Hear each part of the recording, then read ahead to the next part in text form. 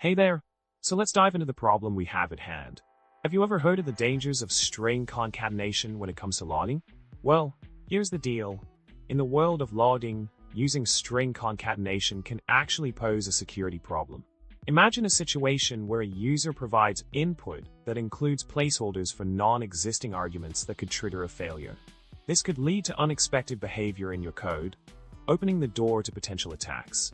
That's the problem we need to tackle today. Now let's talk about the solution. Imagine you have a logger like this. Logger.info failed for user ID plus user ID. In this scenario, if the user input contains placeholders that are not provided as arguments, the code execution will break. The logger will try to use those non-existent arguments and throw an exception. Not ideal, right? That's where a more secure approach comes into play. Enter the improved solution. By using a concrete layout for your log messages and separating the arguments from the message, you can avoid these pitfalls. Take this code for example. Logger.info failed for user ID.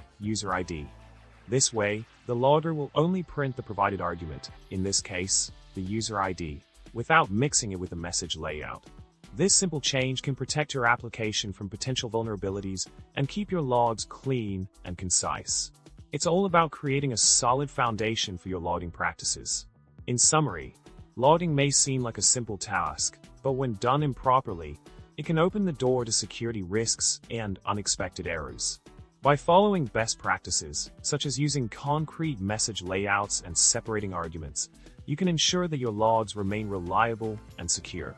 So next time you're logging information in your code, remember to keep it clean and structured. Until next time, remember to like, subscribe, and comment below with your thoughts.